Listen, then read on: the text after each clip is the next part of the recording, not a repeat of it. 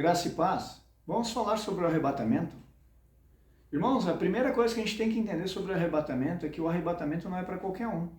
O arrebatamento é para aqueles que, mesmo em face da morte, não amaram suas próprias vidas, mas, por amor ao Senhor Jesus Cristo, o confessaram, mesmo sob risco de vida. O Senhor Jesus deixa muito claro em Mateus 16, 24, aquele que quiser vir após mim. Onde Jesus está? Nos céus, à destra de Deus Pai, sentado no trono da glória? Pois quem quiser ir após Jesus, precisa negar-se a si mesmo, tomar a sua cruz para segui-lo. Pois quem procurar salvar sua vida, perdê-la-á. Mas quem perder a vida por amor a Jesus, encontrará a verdadeira vida. Se nós lermos em Mateus capítulo 22, que fala sobre a parábola do banquete de casamento, no versículo 11, diz assim: E o rei, entrando para ver os convidados, viu ali um homem que não estava com veste de casamento. E ele disse-lhe: Amigo, como tu entraste aqui não tendo veste de casamento? E o tal emudeceu. Então disse o rei aos servos: Amarrai os seus pés e mãos, levai-o embora e lançai-o nas trevas exteriores. Ali haverá pranto e ranger de dentes, porque muitos são chamados, mas poucos são escolhidos. Agora nós podemos ir em Apocalipse, capítulo 19, para nós entender o que são essas vestes. É muito importante que o cristão entenda que as bodas do Cordeiro vai ser só para quem tem veste nupcial. Ninguém entra nesse casamento sem as vestes adequadas. Mas o que são as vestes? Apocalipse capítulo 19, versículo 8 diz: E foi-lhe concedido que se vestisse de linho fino, puro e resplandecente, porque o linho fino é a justiça dos santos. Ou seja, a única forma de eu me vestir adequadamente para as bodas do Cordeiro é eu aprender a ser uma pessoa justa. O Senhor Jesus diz em Mateus capítulo 6, versículo 33, buscar em primeiro lugar o reino e a justiça desse reino, e todas as demais coisas vos serão acrescentadas. O Senhor Jesus também disse: Não julgueis absolutamente nada antes do tempo, porque tudo que há encoberto um dia será revelado. O Senhor Jesus também disse: Não julguem absolutamente nada e nem ninguém pela sua aparência, mas sim pela reta justiça. A única forma de nós conhecermos a justiça de Deus é através disso aqui, a palavra. Quantas pessoas hoje pensam que estão sendo usadas por Deus, sendo inspiradas pelo Espírito Santo de Deus, mas na verdade só que elas têm um conhecimento teológico, doutrinário. Elas conhecem o Senhor de ouvir falar, pelo que um pastor prega, pelo que um líder religioso ensina, pelo que um professor de teologia doutrinou essas pessoas. E eu tenho uma notícia maravilhosa para dar para vocês. Não foram chamados muitos sábios segundo a carne, nem muitos instruídos segundo a carne, como está escrito.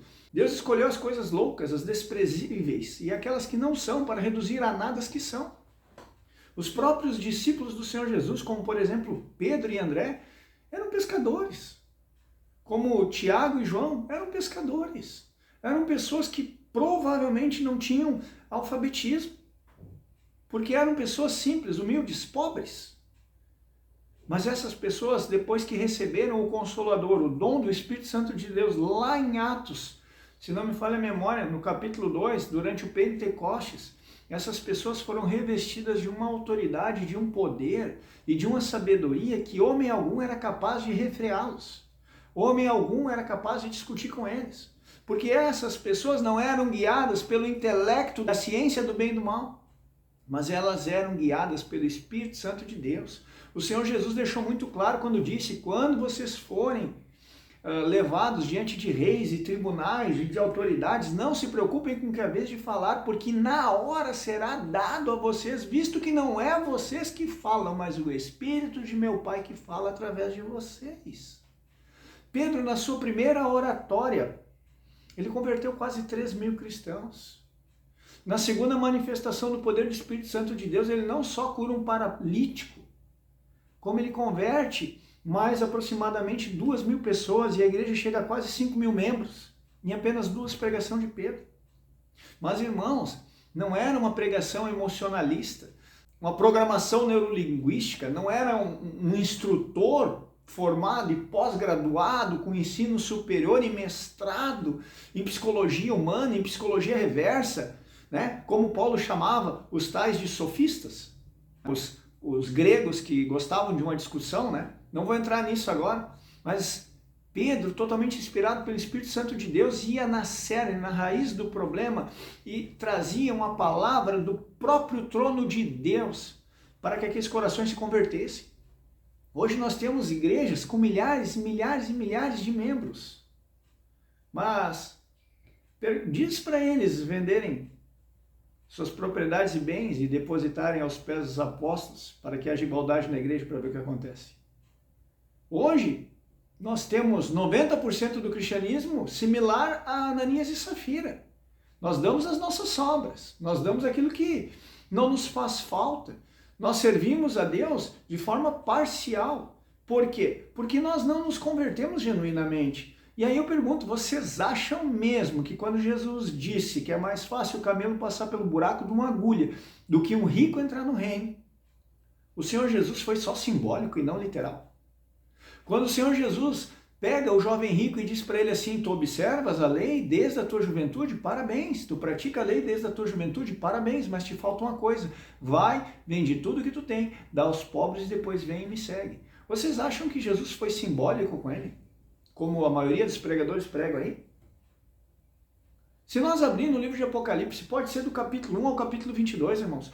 Todos aqueles que estão diante de Deus e de Cristo, todos aqueles que foram remidos e lavados pelo sangue do Cordeiro e pela grande tribulação, todos eles foram exterminados por não terem negado sua fé.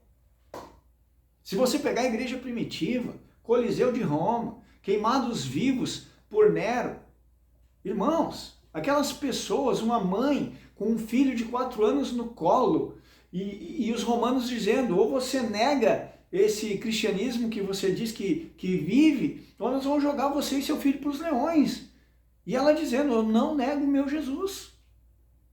E os leões vindo em direção a ela e ela não sabe quem é que vai ser devorado primeiro, se é ela ou se é o filho dela. E você acha que você é cristão?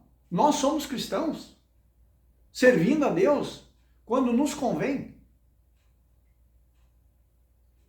Quem não renuncia a tudo quanto tem e vem após mim não é digno de mim. E agora eu quero entrar na raiz do problema, meus irmãos. Para que eu tenha atos de justiça, eu não posso ser cheio de justiça própria, eu não posso julgar as pessoas pela aparência, porque só Deus conhece o coração meu e seu. Evidentemente que o cristianismo é um processo lento, gradual e progressivo de maturação em realidade espiritual. Ninguém se converte hoje e amanhã já sai por aí fazendo a obra. Salvo raros casos, como Saulo de Tarso, que se converteu uma tarde, ficou 3 dias cego, foi curado através do ministério de Ananias e depois já estava pregando o evangelho e já estava fazendo discípulos.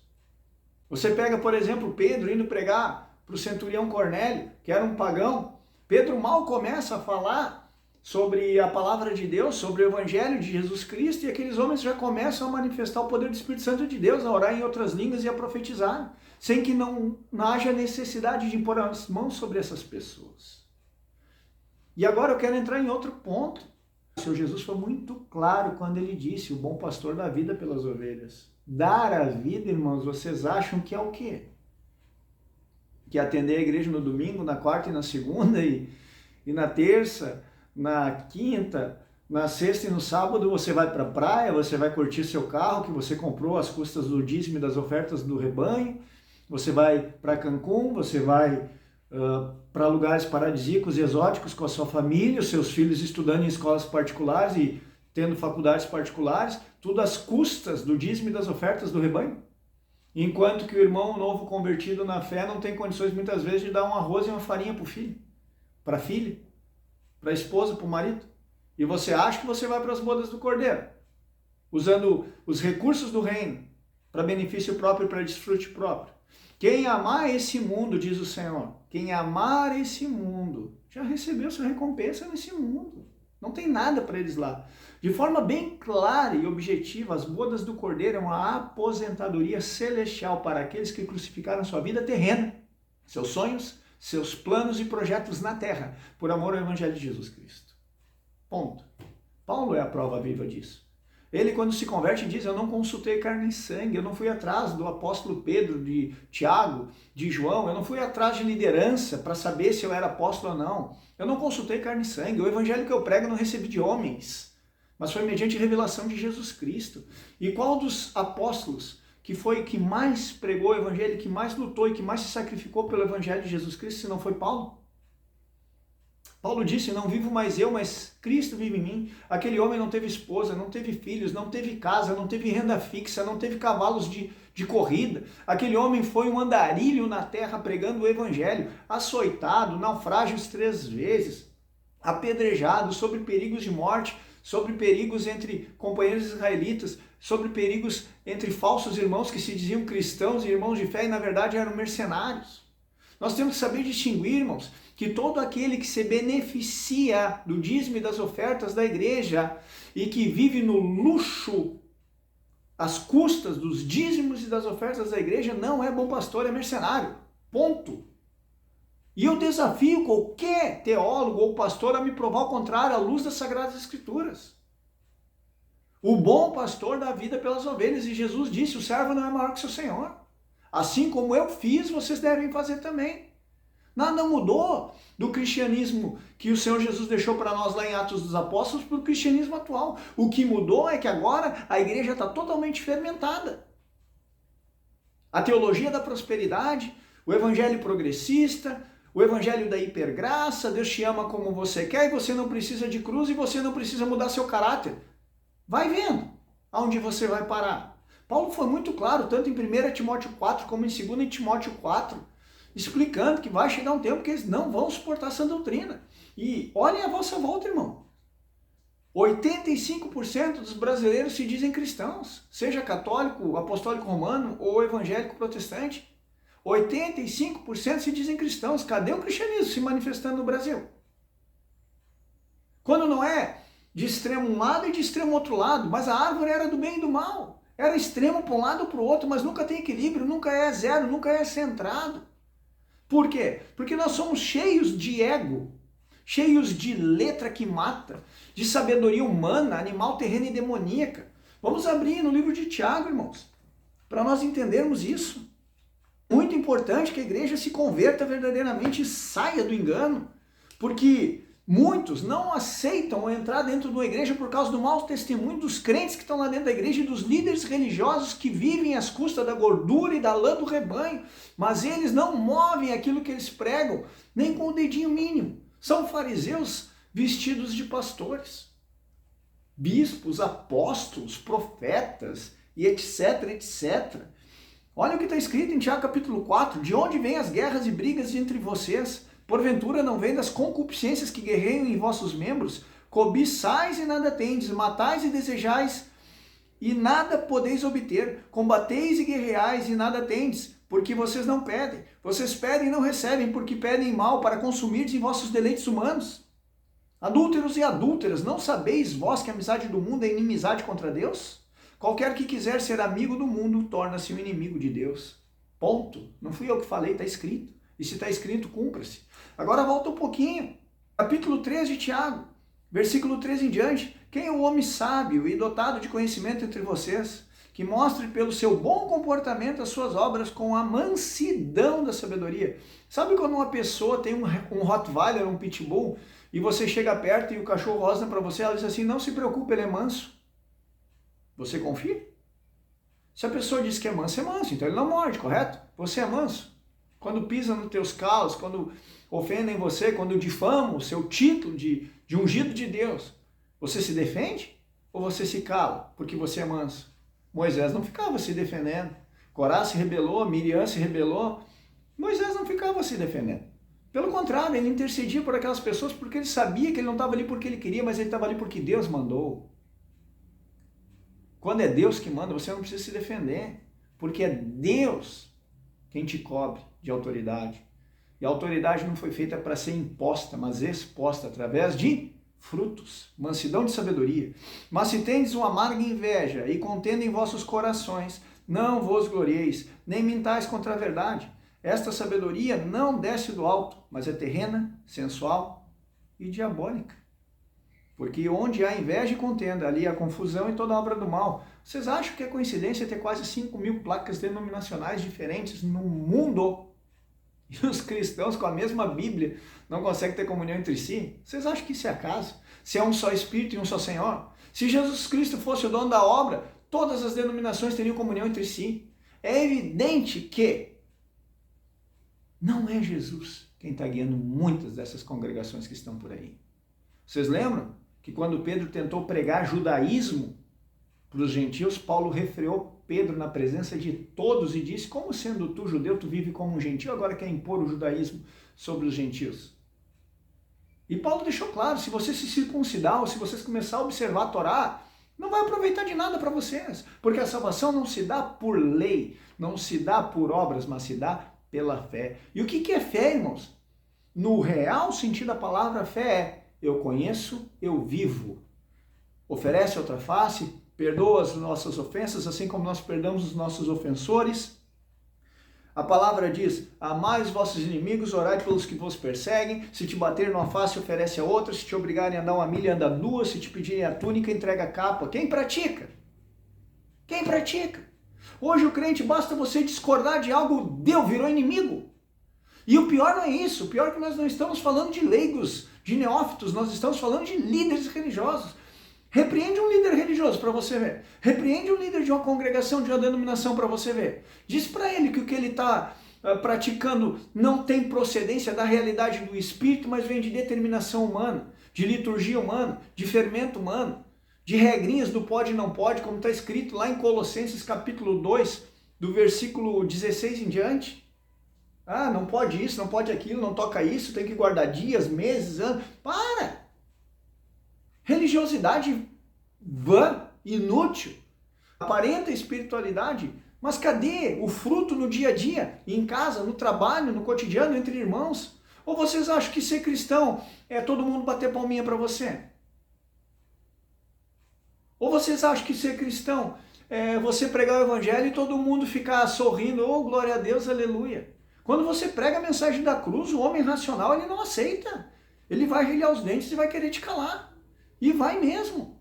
Por quê? Porque ele não aceita que alguém seja mais espiritualizado que ele. É Satanás puro. É o próprio inimigo de Deus se disfarçando de anjo de luz dentro do coração desses líderes religiosos aí e se fazendo passar por bondoso. Vai lá e diz para ele, vai, vende tudo que tem e dá aos pobres, então, para que sejas perfeito, para ver o que ele vai falar. Vai e faz. Eu já cogitei coisas assim, eu nem quero entrar no mérito, porque eu não estou aqui, que Deus me perdoe falar isso, eu tento, mas eu não sou exemplo para ninguém, eu não me considero. Paulo já dizia, quanto a mim, não julga ver alcançado. Mas quantas vezes tirei o pão da boca, tirei condições que eu não tinha de onde tirar para poder ajudar meu próximo. Tenho testemunhos e mais testemunhos disso. A ideia não é olharem para mim, mas olharem para a palavra de Deus, irmãos. Porque a palavra de Deus, ela é realidade na nossa vida, e se a gente não tiver essa realidade na nossa vida, a gente está vivendo um evangelho do engano. As bodas do Cordeiro, amados, elas não são para crente legalista. As bodas do Cordeiro não são para crente que prega, que expulsa demônios, que cura enfermo, em nome de Jesus. Jesus vai dizer, eu não conheço vocês. As bodas do Cordeiro é para quem sacrificou sua vida terrena. As bodas do Cordeiro é a aposentadoria para quem não descansou nessa terra. E eu desafio qualquer teólogo, pastor, apóstolo, bispo a me refutar com relação a isso. Se você pegar a palavra de Deus, de Gênesis a Apocalipse, você vai ver, com exceção de muitas poucas pessoas, todos sofreram. E sofreram bastante. Uma vez eu vi uma pregação de um líder religioso que ele disse assim, Salomão foi rico, Davi foi rico, Abraão foi rico, e agora na minha vez eu tenho que ser pobre? Peraí, cara. Você quer ser rico na terra? Como o príncipe deste mundo? Que ofereceu para Jesus toda a glória e riqueza do mundo se Jesus o adorasse? sendo que esse mundo vai ser consumido por fogo? Sabe por que Jesus não voltou ainda, queridos? Porque Ele não quer que você pereça, mas que você se arrependa, se desapegue do pó da terra para que você possa ser arrebatado. Como é que você vai ser arrebatado se você ama mais esse mundo que Jesus? Quer ver um exemplo? Se Jesus voltasse hoje, quantos gritariam glória a Deus, Maranata, Adonai Yeshua? Quantos gritariam? E quantos chorariam e se esconderiam da presença do Senhor, como Adão e Eva se esconderam quando ouviram a voz do Senhor e eles já tinham cometido o pecado de terem comido o fruto da árvore da serpente? Reflita sobre isso. Se Jesus voltasse hoje, você ficaria feliz ou triste? Ah, mas eu ainda não eduquei meus filhos, eu ainda não casei, eu ainda não comprei minha casa, meu carro, eu ainda não conheci a Disneyland. Tem tanto a aproveitar nesse mundo ainda. Pois é, e aí Jesus não pode voltar, está esperando você tomar vergonha na sua cara para parar de amar o mundo e as coisas que há no mundo. O mundo passa, a concupiscência do mundo passa, mas aquele que faz a vontade do Senhor permanece eternamente. Quer ir para as bodas do Cordeiro? Crucifica a carne. Ou vive nesse evangelho morno aí, e um dia, quando você tiver que prestar contas da sua administração, vamos ver se eu estava errado ou se era você que estava iludido. Amém? Deus abençoe.